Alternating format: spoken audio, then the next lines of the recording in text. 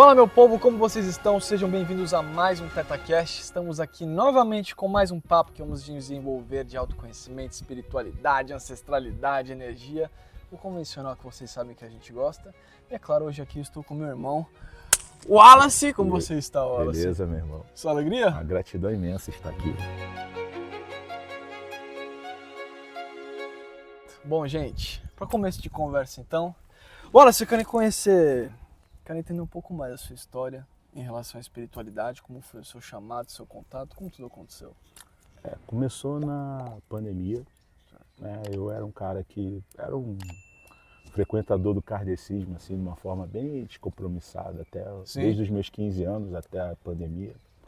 E aí na pandemia, cara, como todo mundo, né, eu acho que as coisas começaram Foi uma puta chamada a pandemia, né? sacudir, né? E aí eu comecei a ver coisas, sentir, mas não Sim. tinha clareza, não tinha entendimento, mas começou a despertar, entender a origem, povos, né? E isso começou a aparecer, Sim. né? E aí eu fui levando, e aí eu fui tendo algumas experiências que foram mostrando assim, opa, o espiritual está falando.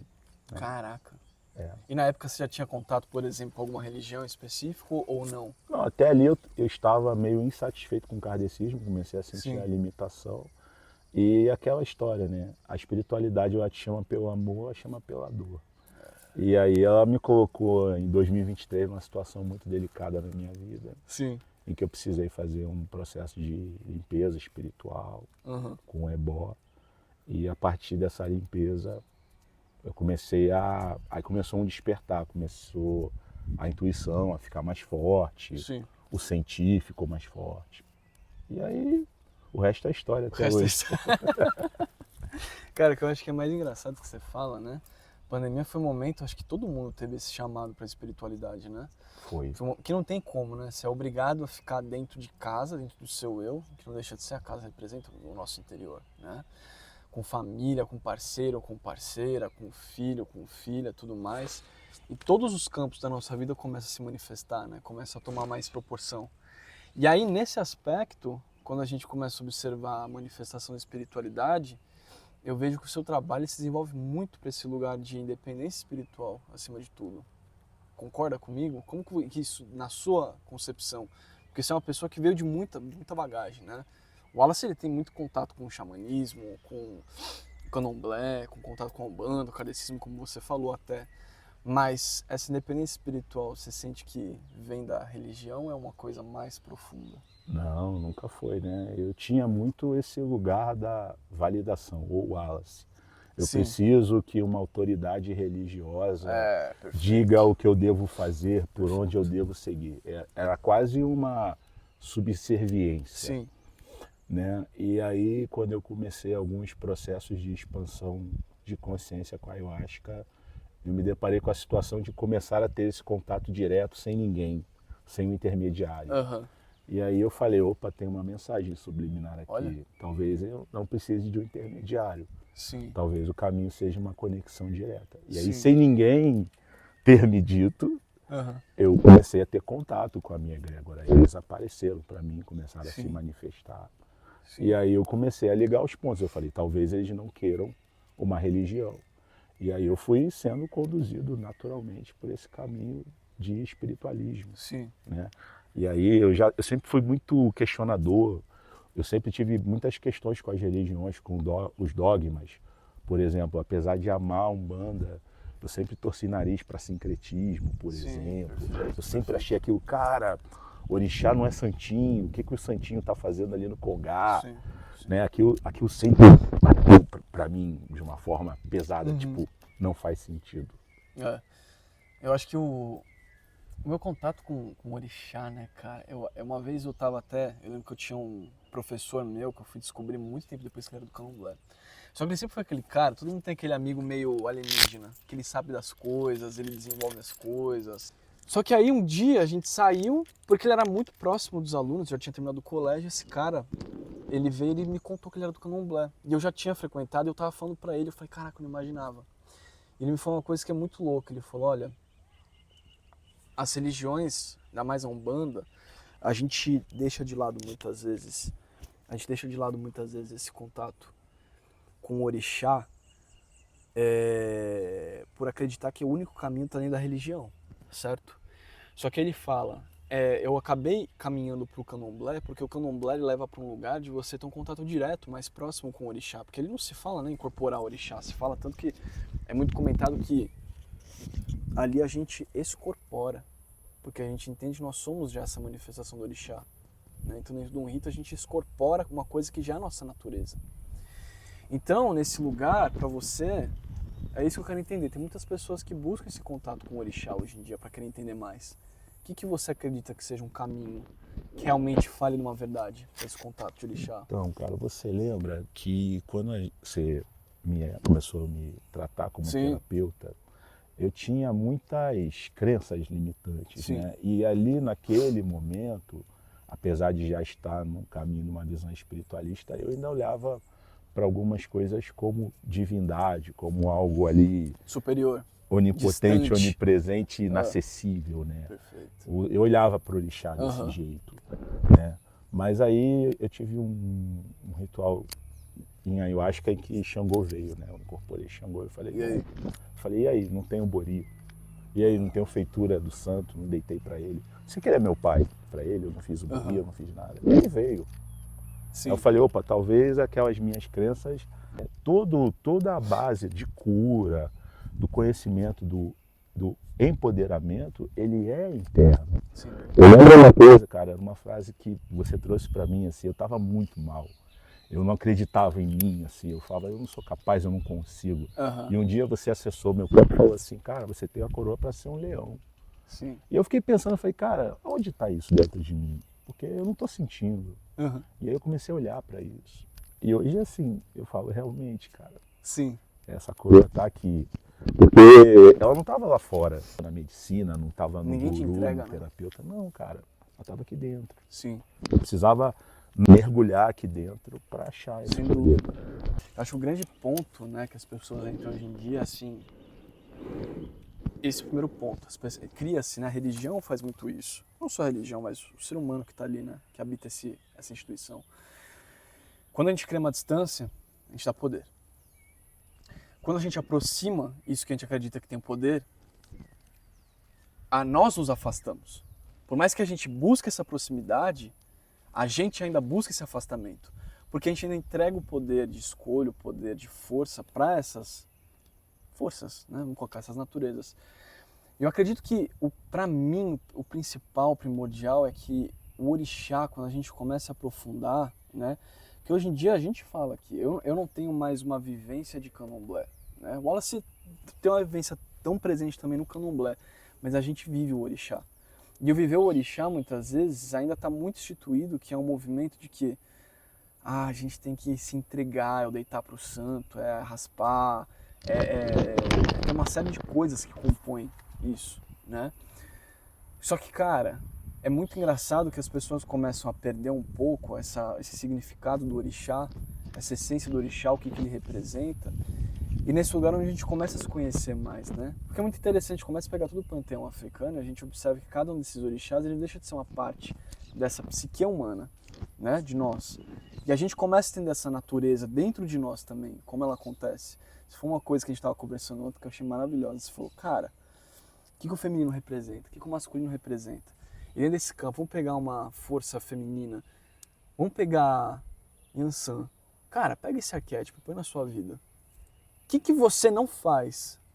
O que você não consegue fazer? Entende?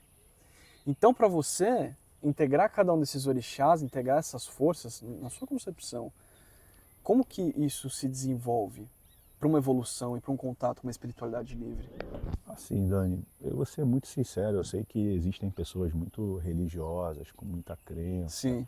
Mas eu acredito que o mundo está indo para o caminho em que talvez daqui 10, 20 anos Sim. não existam mais religiões. Cara, Eu acredito que não. E eu vou te dizer por quê. Porque a gente está passando por muitas mudanças, né? E as mudanças, elas são como ondas, né? Você joga uma pedra aqui, ela vai fazendo uma onda, e essa onda vai se propagando até crescer. Então a gente está passando por uma fase em que muitas pessoas estão despertando sobre tomar seu poder pessoal, né? sobre olhar para dentro e descobrir que, na verdade, os seus verdadeiros deuses estão aqui. E vai chegar um momento em que essa quantidade vai ser muito grande, e é como se fosse a onda.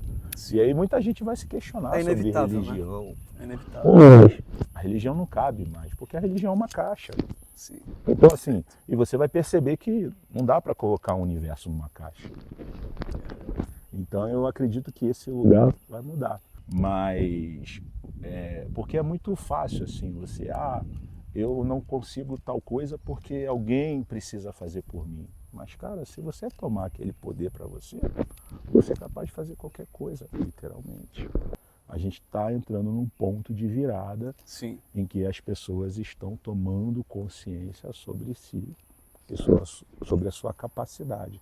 É uma coisa que é inevitável. Todo mundo que está em busca de um caminho espiritual, ele perambula por muitas trilhas diferentes.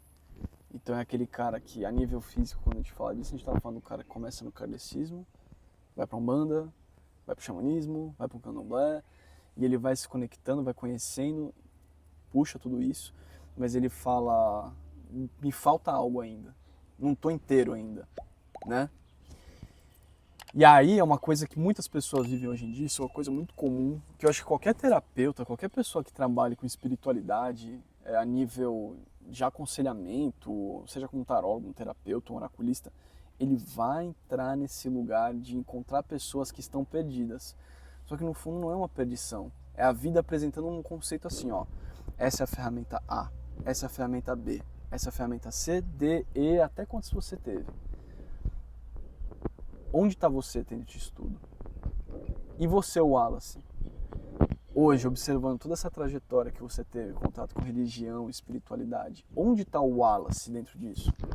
Hoje, cara, ele é alguém que é muito consciente do propósito. Sim. Né? Eu sei o porquê estou aqui, Sim. o que eu vim fazer aqui e o que eu posso fazer e por quem Perfeito. eu posso fazer. Porque existe nesse processo uma chave que eu diria que é a chave mestra, que se chama consciência. Toda vez que você toma consciência de algo, você não retrocede mais. Por exemplo, não adianta, né? Um trauma, uma dor, uma mágoa. Se você toma consciência daquilo, do contexto daquilo, a consciência é aquele ponto, né? É o ponto onde a gente tem que chegar. Perfeito. Tomar consciência. Porque a partir do momento que você tomou consciência, você integrou. E aí você não precisa buscar mais, você não precisa curar mais, buscar um atalho, buscar uma salvação externa. Sim. E aí eu quero entrar agora num lugar que eu sei que é o teu ponto de vista, eu adoro ouvir você falando sobre isso. A importância do feminino na vida de um ser, para um trabalho espiritual, para um desenvolvimento espiritual, para um autoconhecimento. Como acontece isso e o que é isso? Pois é. Assim, contar uma história muito breve. A vida sempre me botou muito num lugar de relação mais próxima do feminino. Sim. Então, assim, as minhas figuras paternas foram ausentes, então sempre tive mais a figura materna. Então, ao longo da minha jornada, acho que, não por acaso, eu sempre fui colocado nesse contato maior com o feminino. Então, acho que isso ajudou para eu ter um entendimento maior. Sim. E hoje eu cheguei num ponto assim que, conversando com as minhas mentores e guias, eu recebi uma mensagem muito grande de você precisa trabalhar com o feminino, porque é uma energia que você recebe e ela é necessária. E se a gente olha para hoje, o que falta no mundo? Sim. O feminino. O feminino, a gente não está falando do sexo, do gênero em si, né? A gente está falando da energia. O feminino é confiar, acreditar que as coisas podem ser melhor, ter esperança, né? Ter profundidade, ter entrega, ter verdade. Te conduz para a autenticidade. É a maior energia disponível, a autenticidade. Não tem nada mais forte do que a autenticidade, de um ser. Perfeito. É mais forte do que o amor, do que qualquer outra coisa. Então, eu, como agora nesse lugar aqui de mais consciente, eu consigo ver que o feminino está em falta, né? Ele está em falta nos homens, ele está em falta nas mulheres, ele está em falta na sociedade, ele está em falta em tudo. Para o contato e equilíbrio espiritual acontecer para você, Tem que ser gratiluz todo dia? Não dá para ser gratiluz Perfeito. todo dia.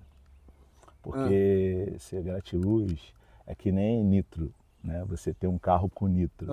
Você vai você vai apertar o botãozinho. Sim. E aí, uau, eu tô na energia, né, do gratiluz. Sim. Vai acabar e vai acabar rápido. Então não é sustentável. Se fala tanto de integrar a sombra, né? Se fala tanto de entrar nesse lugar de integrar a sombra e... Cara, a gente não sabe a importância que ela tem de levar a gente lá pra baixo, que é uma coisa que a gente fala muito em curso, que eu sempre falo, né, de Hermes. Ele tem uma das leis que ele traz muito, a lei do ritmo, né? Tem muita gente que leva a lei do ritmo, que coloca como... Não é toda vibração, né? Mas tem os altos e baixos, né? E aí sempre pega esse símbolo. Eu quero entrar com você nessa questão de arquétipo. Pro hermético, o símbolo que mais aparece para comentar sobre sabedoria é a cobra. E ninguém nunca entende o porquê. Porque entra-se num lugar muito assim... Muitas pessoas acham que a cobra tem uma representação no próprio bastão de Hermes, né? Que é o símbolo convencional da medicina. E sempre tem esse tal símbolo da cobra. Por quê? Ela anda em zigue-zague. Ela se rasteja em zigue-zague, né? E ela representa exatamente esse movimento de positivo e negativo. Subir e descer, a frequência que sobe e desce, né? Então, tudo no tarô, vamos colocar primeiro o tarô de Rider-Waite, um clássico, né? Que todo mundo começa muitas vezes estudando por ele. Sempre que se vê a cobra, fala-se de sabedoria. Sempre, as pessoas, porque ela virou, é um símbolo da sabedoria. Mas é o mesmo roteiro que a gente põe pra coruja, que a gente põe pra... que mais? Pro urso, que a gente sempre põe para esses animais de poder que representam sempre a sabedoria. Mas qual que é? De onde vem essa sabedoria? É integrar esse conhecimento de que a gente está em cima e a gente está embaixo. A gente está em cima e a gente está embaixo, que a vida se desenvolve desse jeito, né? Então, aí já é um primeiro princípio. E aí a gente entra para esse campo da cobra, a gente entra para esses símbolos da vida, e você é o cara que eu acho que o que liga muita gente são essas questões de símbolos e arquétipos. Como é isso na sua vida? Como é esse contato com arquétipos? Cara, assim, eu vejo arquétipo em todo lugar, em todo momento. Inclusive você comentou sobre a cobra, eu vou trazer uma outra. Eu aprendi com um grande amigo lá no xamanismo, que é... Você já viu o batimento cardíaco? Perfeito. A vida, irmão. O que é o nosso batimento cardíaco? Pulsos, ora em cima, ora embaixo. Sim. O que acontece quando a vida acaba? Neutro. Uma linha reta. Então, assim, isso é a vida. Impermanência, inconstância, movimento constante.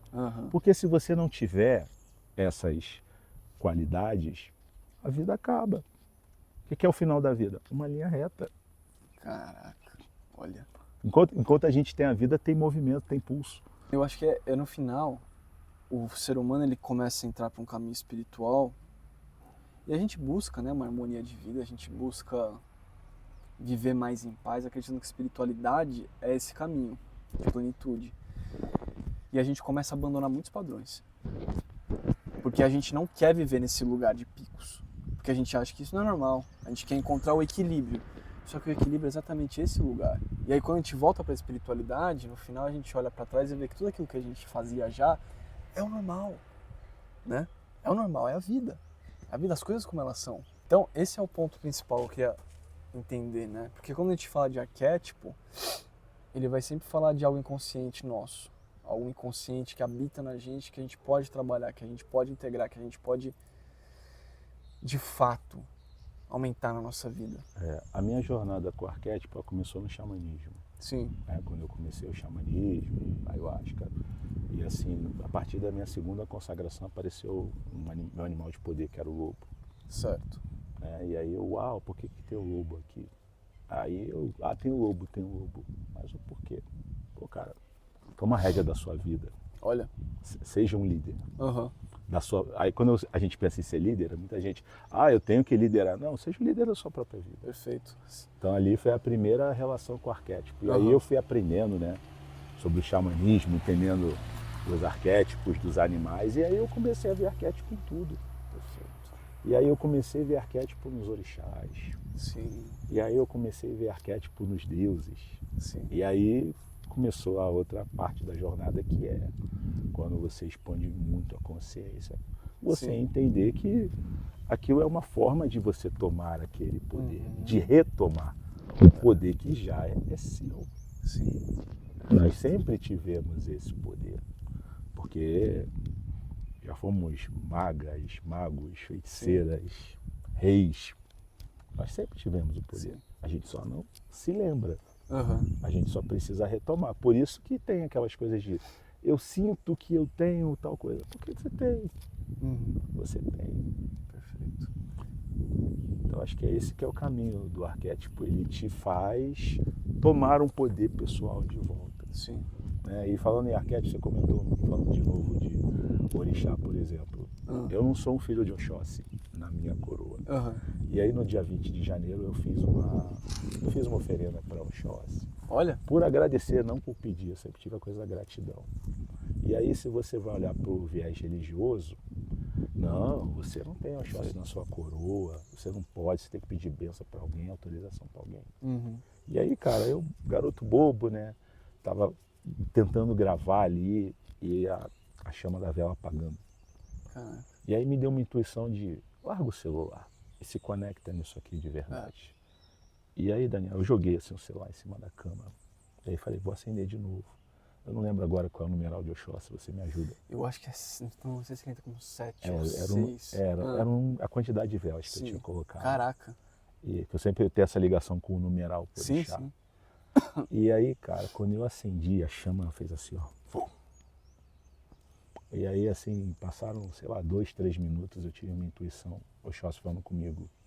Porque eu tive um episódio, que todo mundo olha pra mim hoje, esse cara imenso e tal. Cara, eu era um adolescente franzino, eu com 14, 15 anos tinha quase teu corpo. Caraca. É. Caraca. E eu passei fome na adolescência. Sim. E aí teve um momento que eu falei assim, sem saber, eu olhei pro céu, chorei e falei, a partir de hoje eu não quero mais passar fome. E olha o poder da palavra. Depois daquele dia eu não passei mais fome. Olha.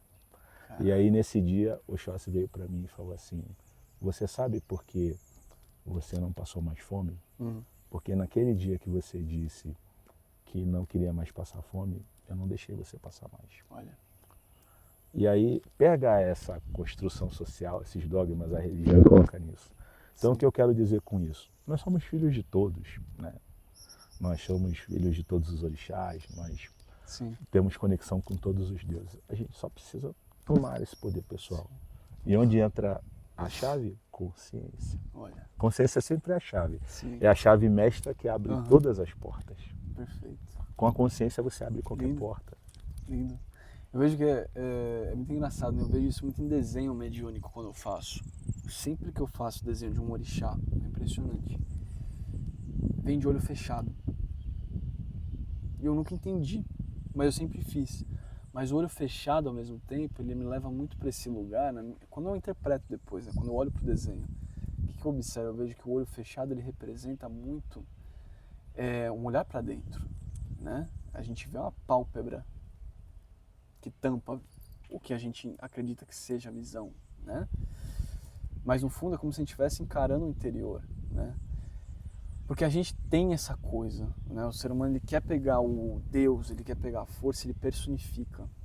Claro que tem um lado positivo da facilidade, né?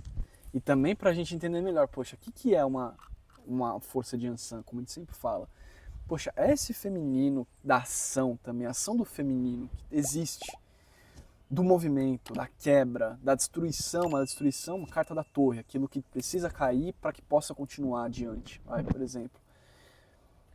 E é claro que quando a gente coloca isso em imagens, né, a gente vai representar pela mulher, a gente vai representar pelo xaxara, pela espada muitas vezes, pelo vento, que é um elemento disso, né? Mas no fundo, como a gente já falou, ele é uma natureza, né? E aí a gente integra isso na nossa vida, a gente começa a perceber as pequenas mudanças. Para mim, poxa, o Oxóssi sempre foi... Eu sempre tive um contato assim com o Oxóssi que é muito louco, Wallace. Eu tive um momento na minha vida de espiritualidade que olhar para Deus era olhar para o Oxóssi. Eu sempre fiz muito isso, eu nunca entendi. Eu tive momentos quando eu tive muitas crises espirituais de querer entender o que é o processo que eu estava passando, se era uma doença, se era normal, era uma mediunidade. Quando eu olhava para isso, eu entrava muito em crise com a espiritualidade, você xinga mentor, xinga espiritualidade, entendeu? E aí, saiu. E aí quando a gente olha para esses lugares, eu não sei, eu nunca consegui desistir de Oxóssi, parece, né? É muito bonito isso. Só que aí também tem uma mensagem por trás, né? O que esse Oxóssi está falando para mim, né? Oxóssi sempre foi uma energia para mim na minha vida que se me desafiou muito. E ela sempre falava assim para mim, olha, não interessa o que os outros falem. Você sabe o que você tem que fazer. Você sabe o que pode ser feito. Você sabe do teu poder pessoal, né? Então eu sempre tive muito conflito na minha existência, porque eu sempre fui uma pessoa que convivia em meios com pessoas mais velhas que eu. Mais velhas. Desde a infância no teatro, em trabalhos, né? Eu odiava a escola, odiava as pessoas da minha idade, né? Eu sempre pensava, não pensava como adulto, dizer assim, mas eu gostava desse lugar de estar com pessoas mais velhas, não sei porquê. Sinal né? de alma antiga. Então, também, né? Tem esse campo. E aí, eu comecei a observar e eu comecei a levar muito para esse lugar, né? De, poxa, o quanto que a espiritualidade quer mostrar isso para mim, de que há uma energia de Oxóssi também. Porque ao mesmo tempo que eu queria estar entre os mais velhos, eu me julgava muito, falava, poxa, como eu sou imaturo no meio deles, parece. E aí vem Oxóssi e fala muito desse lugar também. Ele fala, não é uma questão de imaturidade. Não é esse lugar, é uma questão de você observar e colocar em direcionamento com você, assim, a autenticidade e a tua juventude no meio disso tudo, fala muito em, poxa, faz o seu jeito. As coisas podem ser diferentes. Acredite nas percepções que você tem, entende? Então, cara, eu acho que é muito isso, né? O caminho do orixá, no fundo, isso que eu quero entender com você, pro Wallace. O caminho do orixá, que a gente vai para esse lugar de arquétipo, que a gente volta pro eu. No final das contas, não tem nada a ver com buscar o orixá. No fundo, é despertar a gente. Entender isso dentro da gente. Eu vou confrontadora, como você Perfeito. gosta de Tu gosta fazer. de provocação. Tipo, você é um filho de Oxóssi, certo? Tá aí na sua coroa, Oxóssi. Sim. Por exemplo, quantas vezes na vida você foi e vai ter que ser justo, equilibrado, correto, ser imparcial? Quantas vezes você vai passar por isso na vida? Ou já passou? Te passa, né? E como a energia se manifesta? Pois é. Exatamente. Quantas vezes na vida você vai ter que ter coragem para enfrentar as suas batalhas? Determinação. Vai sentir medo, mas vai ter que ir com medo mesmo. Quantas vezes isso já aconteceu e vai acontecer? Perfeito. Então, quantas vezes você já foi e será algum? Exatamente. Xangô. Quantas vezes você vai ter que olhar para você em algum momento? É que você já tem o Oxum, né? Aí fica fácil. Mas, por exemplo, você falou de Yansan. Yansan também tem uma energia de rebeldia. Sim. É porque a sociedade ensina que rebeldia é uma coisa ruim. Cara, rebeldia é fundamental para você se libertar de uma corrente que te aprisiona. Uma relação abusiva, tóxica, uma dependência, uma subserviência. Você precisa da rebeldia. Quantas vezes você já teve essa energia ou vai ter? Tipo, eu não posso ficar nesse lugar. Isso não me cabe. Então é aí que eu digo para você. Todos nós. Então, percebe que o arquétipo, ele é um poder que você toma o tempo inteiro de forma inconsciente. Reflete aí ao longo da sua jornada, da sua existência, quantas vezes você tomou esse poder, talvez de forma inconsciente. Sim. E você falou, cara, sei lá, eu não tenho a coragem necessária, eu não tenho o equilíbrio necessário, ou eu não tenho a paz, né? Tipo, eu preciso equilibrar as coisas, eu preciso ser sereno, eu preciso ser resiliente, né? Como Oxalá. Tem muita gente que ainda leva esse campo do orixá muito pra religião, não adianta. É muito... Não é que é complicado, né? Mas assim...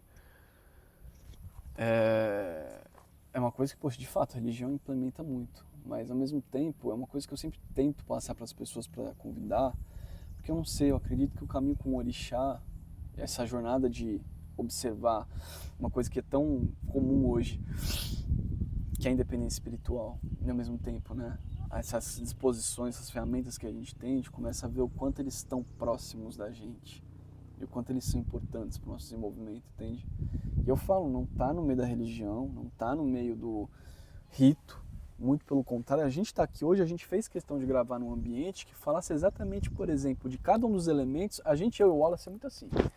cada um dos símbolos, cada uma das imagens, cada uma das coisas que se manifesta, a gente sempre leva para o lugar de autoconhecimento. A gente sempre vai levar para esse lugar. Então, essas informações estão nas pequenas coisas. Então, a gente faz questão de sentar num lugar que seja natureza, que compõe esses 4 elementos, seja lá como for, onde está também nesses elementos do orixá que existe aqui, entende? Como isso já comunica com a gente, né? Como isso já fala com a gente. Irmão, quero agradecer a sua presença. Quero que você deixe uma última mensagem para a galera. É uma honra para mim estar aqui nesse lugar, né? Vocês ainda vão ver muito Wallace aqui. Alguém que foi buscar ajuda e hoje consegui ajudar. Sim. Então a gente está aí, gente. A partir disso tudo, de toda essa jornada, emergiu uma luz que chama Luz da Aurora Boreal. E é uma luz que ela pretende ser levada para outros lugares, né, para outras pessoas, porque nem todo mundo consegue encontrar o caminho de volta, né? Às vezes a escuridão é muito grande. Então, assim, ninguém é o herói que vai salvar, mas às vezes você ter uma lanterninha na mão é o caminho. Então, toda a gratidão e todo o respeito para ser essa pequena luz aí, poder ajudar quem sentir no coração.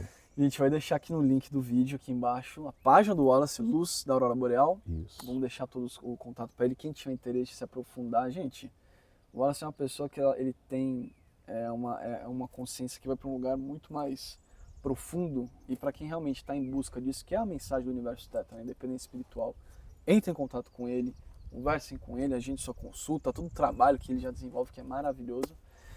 E é isso, meu povo. Vou pedir para vocês se inscreverem, deixarem o seu like. Semana que vem estamos novamente aqui. E um beijo no coração de todos vocês. Beijo, gente. Gratidão.